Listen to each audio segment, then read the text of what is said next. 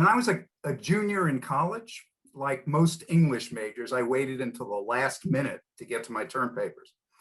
So at the end of the semester, I was staying up until 2 a.m. most nights writing about texture and structure in the poems of John Donne, things like that. And my roommate was doing the same thing, but he was staying up even later than I was. When I turn out the light at 2 a.m., he'd be over on the other side of the room, sitting up, reading with a flashlight under the covers. I finally asked him what it was he was reading. He looked at me and he said, "Fred, if you read what I've been reading, you'll have enough material for term papers for the rest of your life." And what he had been reading was Poetic Diction, a study in meaning, and Saving the Appearances, a study in idolatry, books by an author I had never heard of, named Owen Barfield. But I borrowed them, I read them, and something happened. I don't really know how to describe the experience. It was a little like getting beat up. I had no thought, I was 19 then, that the idea of anything spiritual could even enter a serious conversation. But Barfield opened my mind to things I didn't want to be open to. He was able to argue brilliantly without being argumentative. You know, C.S. Lewis said that in the great war between himself and Barfield, Barfield changed him more than the other way around. And it's not hard to see why. Barfield is, first of all, supremely lucid. If you decide to listen to him, he clears the way for you. He anticipates and he meets all of your objections. And he's hilariously funny. And he isn't afraid to go where no Oxbridge figure of his day would have gone, as long as his thinking genuinely leads him to that place. So Barfield, as the slide shows, was born into an upper middle class British family in 1898, November 9th to be exact. He went to Highgate, which is a prestigious public school in North London. He went there with his lifelong friend, by the way, A.C. Harwood. And while he was there, he developed a severe stammer, not just an occasional impediment, but a persistent impairment, to the point where in the midst of his adolescence now, he was barely able to speak at all. When he did speak, he had to plan his sentences ahead of time to avoid words starting with whatever letter, like say B or T or S, whatever letter he was involuntarily stuck on at the time. And at one point, he says, when he was about 16, he seriously wondered whether the best thing for him might not be to fall asleep and not wake up again. The only way he had to get beyond the stammer was through poetry. When he was reciting it or reading it aloud, he had no impediment at all. Now, the stammer seems to me to be more than a coincidence, because poetry and language became the focal points of Barfield's life. His whole life grew around them. He wrote poetry all his life, and his consuming interest from the time he began at Oxford and throughout the next decade was words, etymology, philology, the diction of poetry, the evolution of meaning. He matriculated at Oxford when he was still in the Signal Corps at the end of World War I. Might move to the next now. What he worked on from then roughly through 1923 was an etymological study that became a theory of metaphor, that became a theory of poetry, that became a theory of knowledge, that became a theory of the evolution of consciousness and the world. And that was to become a microcosmic picture of human history in anthropological terms. I think I ought to explain who these people are. The one on your left is Charles Williams. He's probably the least known of the Inklings. Charles Williams was a poet. He was an expert on medieval poetry. He was a particular expert on Dante. The one to the right of him, of course, is C.S. Lewis. And the Great War that Barfield had with C.S. Lewis was not, as some people think, a war between Barfield as an exponent of anthroposophy and Lewis as an exponent of Orthodox Christianity. No, this was in the 1920s before Lewis was converted to Christianity. So it was really a war between someone who saw spiritual realities, Owen Barfield, and someone who was a materialist, at best a subjective idealist. and that's C.S. Lewis. The one next to Lewis is Owen Barfield, probably at the age we're talking about, in his 20s, and the one to the right of him is J.R.R. Tolkien. So Bolwron, that's the name of the street. This was an astonishingly fertile time for him. Everything he'd write for the next 75 years came out of his thinking from this time. Hang on, Fred. I just want to ask everyone, please, to mute yourselves. There's someone talking over Fred. Could you please mute yourself? Which side of the street are you on? Thank you. Okay. Hello? So Barfield took what's known as a first in English in Oxford for his Bachelor of Arts degree. Okay. And then he decided to take a second degree in literature, what's called a B.Lit. And this was a degree that required him to write a thesis. What he proposed for his thesis was an entirely original idea. And it wasn't at all well received, but Barfield himself was very much respected in Oxford, and he was given permission to write it on his own. I'm going to try to give a brief picture of where Barfield was in his thinking about literature when he began his thesis in 1921. And maybe we could move to the next slide now. Barfield was very much opposed to two schools of criticism. One was the then fashionable Bloomsbury School of Criticism, represented by Clive Bell, the art critic and brother-in-law of Virginia Woolf. Bell and his followers liked to say that the meaning of a work of art was to be found in its significant form. In a poem, that might be the sound, the stress, the cadence, maybe the point of view, but not the knowledge content. So, significant form. As Barfield puts it, if the reader went on to ask the question, significant of what, he got his knuckles smartly rapped for having left the sphere of pure art and departed away into philosophy. Now, as Barfield was coming to see it at this time, words give us more than just sound and just a dictionary definition. They tell us something. They show us the footsteps of human awareness and experience during the time they've been in use. They make us wiser. Now, Barfield also disagreed with the other very fashionable view of the time represented by the critic I.A. Richards. Richards wanted to inject a sense of hard-nosed scientific certainty into the teaching of literature. And he divided meaning into two kinds, referential and emotive. Referential language, he said, can be true because the words it uses have a referent. They refer to something real. Emotive language, though, and that's the figurative language of poetry, has no referent. It doesn't communicate anything. Its only function is to arouse emotion. Now, Barfield thought that both of these schools were unsuitable because they rejected out of hand the idea that there was anything in poetic language that can lead to knowledge. He believed, from his own experience of reading poetry, that there is something in it that leads to knowledge and that they were ignoring it. I think we can move to the next slide now. So what Barfield did as he began his thesis, which was to become the book Poetic Diction, he tried to trace the development of a single word through history, and it's the English word ruin.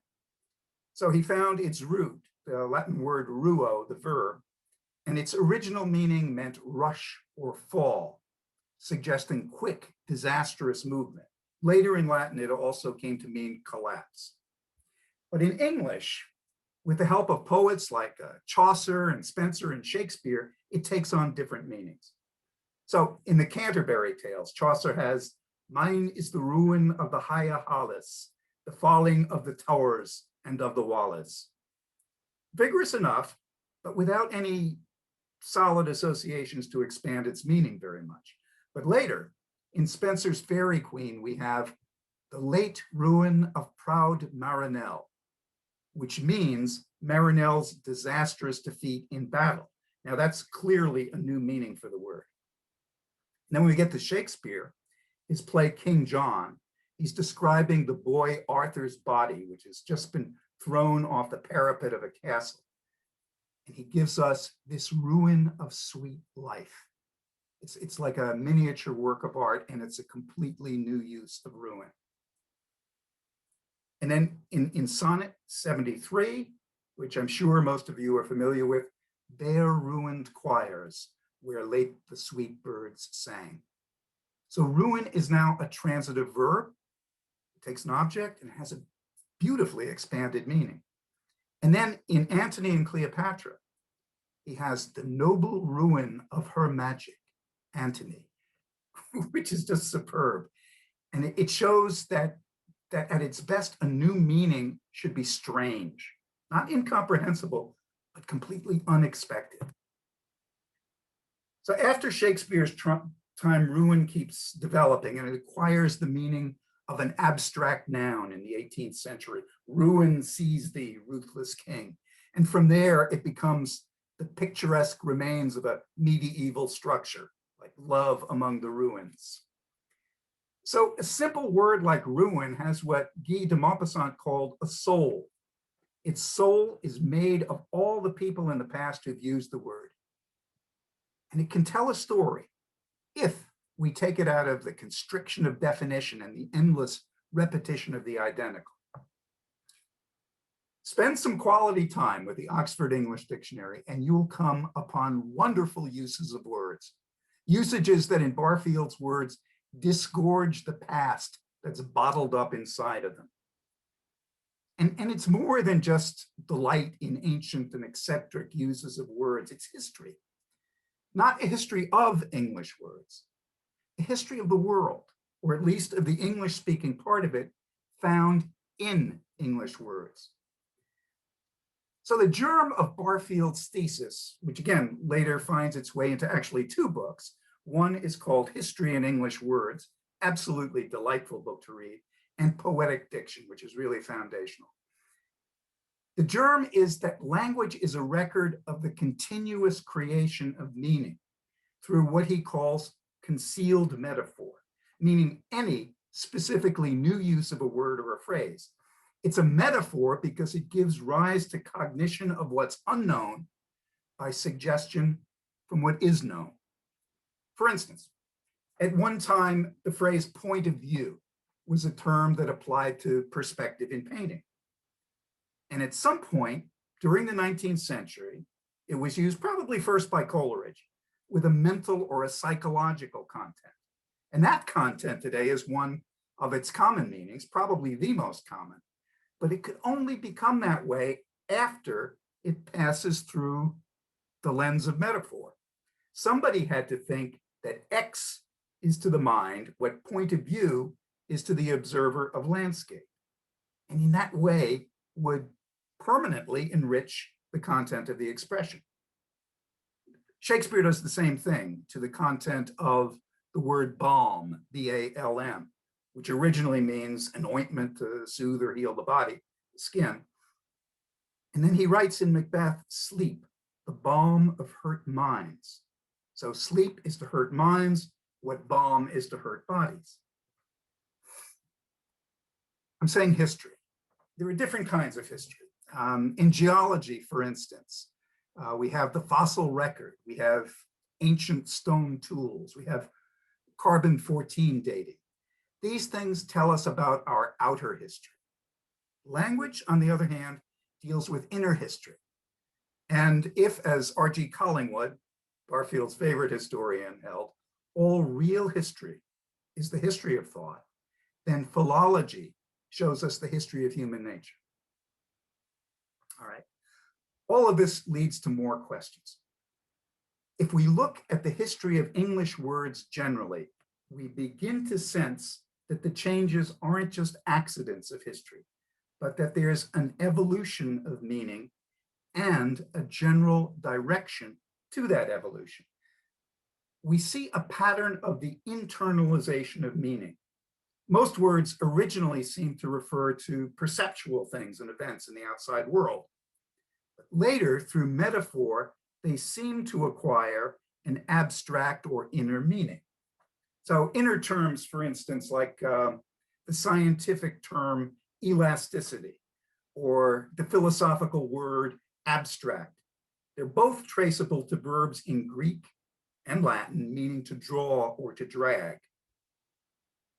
Take the word theme or thesis or hypothesis, all from the same root. Each goes back to a Greek verb for put, tithanai. Even words like right and wrong go back to the words for straight and twisted. They go back to rectus, right, in Latin, and ran in Old English for wrong.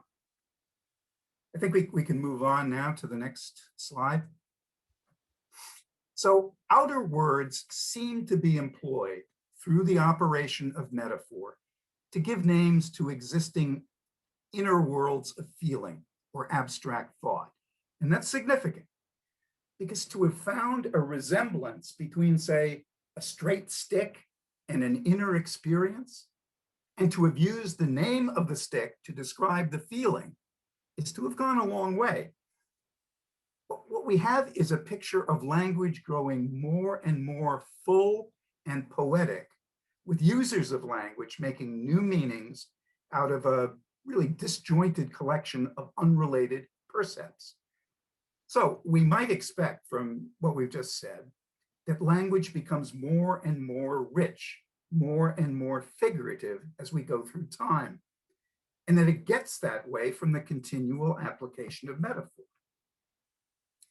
But what do we in fact find? Well, it's just about unanimous among scholars, critics, readers, that as civilization advances, language actually becomes less poetic. I mean, is there any poet more rich in figurative language than Homer? Or in English, the farther back we go, isn't language more symbolic and literary? Think of Beowulf, of Chaucer, of the Old English ballads, of the Icelandic sagas. Shelley put it this way: it's in the infancy of society that every author is a poet, because language itself is poetry. So how do we reconcile all this? Well, scholars in the 19th century tried to reconcile it heroically. We can move on to the next slide. Get to see a picture of Max Muller. Muller is the leading philosopher of language in the 19th century, and he gave what came to be the standard answer, and it's still largely accepted today. It's basically this.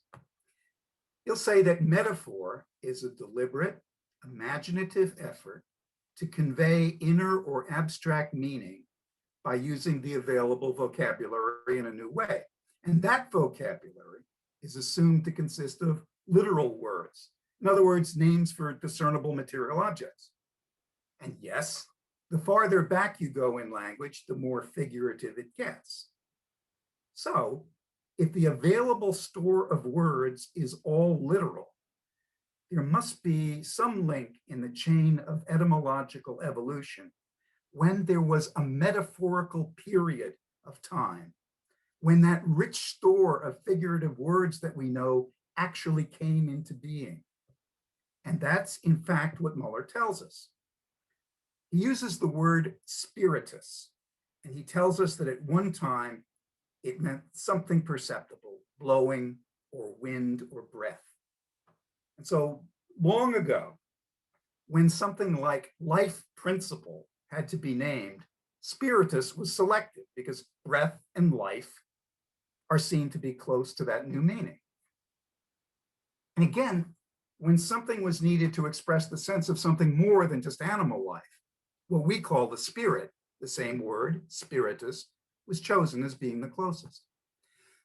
So what Muller is doing is projecting modern and abstract concepts into the minds of early men and women and hypothesizing a need in them for a word to express it.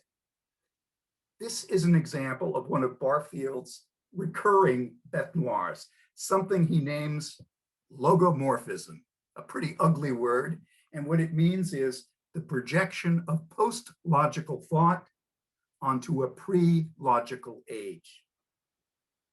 And all of that happens because Muller, along with all the positivist linguistic philosophers and anthropologists of the late 19th century, can't imagine that a word could be anything but a solid, chunky kind of thing with definite boundaries and limits, something that you can add other chunks to when the need arises. We can go on to the next slide now. So this is Barfield's solution. He was, to say the least, unsatisfied with Muller's metaphorical period solution to the problem. But then he had a radical idea. What if words were something different from solid, chunky things and more like shifting flames, moving over the changing consciousness beneath them? What if in the distant past, words were traces not just of different ideas, but of a different consciousness altogether, an undivided consciousness where meaning is both inner and outer. And the linguistic and also the anthropological evidence is completely consistent with all this. And it's Copernican in its scope. It says that over the course of history, not just our beliefs, but our consciousness itself, the way we see and feel the world, that changes. And along with it, if meaning includes both inner and outer, the world itself changes too. So let's turn again to Muller's favorite word, spiritus. And if we do that, language can show that at a time in the past, spiritus meant not breath and not wind and not spirit, or even all three together, but had its own peculiar and different meaning that subsumes all of them. And this is a meaning that has since, in the course of the evolution of consciousness, in the long course of time, it's crystallized or separated into the other individual meanings. And the texts bear it out that words have split up from an original, large, singular meaning into later diverse ones. So Barfield can finally say this: what we call poetic or apparently metaphorical values were latent in meaning from the beginning. Afterwards, in the development of language and thought, single meanings split up into contrasting pairs, abstract and concrete, particular and general, material and immaterial, inner and outer. And we can see the survival of that process even today in words, say, for parts of the body. Stomach. Stomach means something like appetite or the ability to withstand something, as well as a part of the body. He has the stomach for it. Blood means the emotional self or vitality, as well as a bodily liquid. And heart. Heart means compassion. It means courage. It means the innermost essence of a thing, as well as the physical part, the cardium, if you like. So if these larger poetic meanings were latent from the beginning, what's metaphor? For Barfield, metaphor begins with an intuition of a living unity that has been forgotten. The poet is living in an age where the intellectual principle has already divided reality. But through the clarity and freedom that he or she has won from that same division, they're using metaphor to put the original unity back together, to heal it. The progress is from original meaning through the inspiration that grasps it, to the imagination that relates it to the already known by way of metaphor, to rediscovered meaning. I'll say that once again. The progress is from original meaning through the inspiration that grasps it, to the imagination that relates it to the already known by way of metaphor, to rediscovered meaning. That's an understanding of metaphor that implies that there is such a thing as objective meaning. And that because that meaning is there without the need of an intellect, it's a spiritual meaning. Now think of it, all of this in the atmosphere of a pervasive crisis of meaning in the 1920s. This is the age of T.S. Eliot and Franz Kafka. So this is unorthodox, to say the least. But for Barfield, a number of things follow from that. His theory of metaphor is equally a theory of knowledge. One view, the one that's given to us by the philosopher John Locke, by I.A. Richards and Max Muller, sees thinking and knowing as working through forever defined words, and basically identifies the thinking process with clarification and judging. You don't get anything new from it. It implies that thinking can add nothing to the sum of knowledge. But for Barfield, thinking means cognition of reality. And poetry, using metaphor, connects us to other modes of consciousness and hence to other realities. Poetry expands knowledge. This leads to Barfield's aesthetic, or his understanding of what poetry does for the reader, of how it gives pleasure as well as knowledge. Barfield tells us that poetry always involves a felt change of consciousness. And our appreciation, our pleasure, takes place at the actual moment of that change. And he uses a metaphor of his own to explain it. I'll quote from him. If we pass a coil of wire between the poles of a magnet, we generate an electric current. But we do that only when the coil is positively moving across the lines of force. If we leave the coil at rest between the two poles, it's thoroughly permeated by a magnetic field, but there's no current. Current only flows when we're bringing the coil in or out. So it's the same with the poetic mood of composition or appreciation. They're both kindled by the passage from one plane of consciousness to another. It lives during that moment of transition and then it dies. If it's to be kept alive, we have to renew the moment of transition in some other way. Now that's poetry as pleasure, if you will. Poetry as knowledge, as a possession, is something different. When poetic language has entered deeply into our being, it actually enlarges our capacity for seeing and knowing the world. So, for instance, having read Ode to the West Wind, we may see the wind in a different way, and it's therefore an instrument of knowledge. Now, that's true of any kind of poetry, really, whether it change of consciousness in the poem is occasional or witty, as in the poetry of Pope, or foundational, as in the poetry of Shakespeare and the Romantics. One last question, a bigger one. If poetry traces the evolution of consciousness, does it do that casually, randomly, or according to some pattern or structure? Well, there is a pattern, as Barfield was gradually finding out.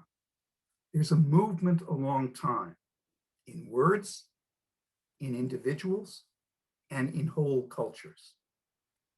Why don't we turn to the last slide now? Barfield is later going to trace that pattern in his 1954 book, Saving the Appearances. It begins from original participation, which is a participatory, undifferentiated, mythic kind of consciousness. It's more a state of being than a kind of thinking. That moves down to abstract thinking, which is a division of the world into inner and outer, dualism, where we feel fundamentally separate from the world and other people, and where we think in terms of difference rather than in terms of connection, but where we begin to experience freedom and learn to act autonomously in this second period of abstract thinking. And then to final participation, where we will experience our connection to the world and others through the free practice of imagination and a thinking characterized by love. Now, this, of course, is an outline sketch of humanities' evolution of consciousness as it's given by Rudolf Steiner in Occult Science and so many other writings. So I'd like to conclude by saying a little bit about Owen Barfield and anthroposophy in this period, particularly of the 1920s. In 1922 or so, through the encouragement of his friend from Highgate and Oxford, A.C. Harwood, who later became a Waldorf teacher, and Harwood's girlfriend, he began to attend lectures given by George Adams, who was a lecturer in the British Anthroposophical Society. So Barfield's attending those lectures maybe in 1922, definitely in 1923. And by 1924, he joined the society himself. Now, Rudolf Steiner came to Great Britain in the summer of 1924. He came to Torquay. If you're thinking of Fawlty Towers, it's the same Torquay as Fawlty Towers. And Barfield actually heard him lecture on his way back to Dornach in London on August 24th of 1924. And Barfield was actually invited to meet Steiner after the lecture, but he was afraid that he'd be imposing on Steiner, and he always regretted that. But what drew Barfield to anthroposophy was Barfield's own studies of words and meaning. And what he found as he continued to explore Steiner was that his own most daring conclusions that he himself had come to about language were already Steiner's premises. And that didn't come from any treatise by Steiner or any particular lecture series. It was more a matter of stray remarks and casual allusions, the informal way in which Steiner might use a particular word in a particular context. So to find that Steiner was working from the same premises that Barfield had developed completely independently, and that Steiner had obviously forgotten volumes more than Barfield had ever dreamed, that validated Barfield's own life work. And it also brought him to a practice of anthroposophy that he was going to continue for the next 3/4 of a century.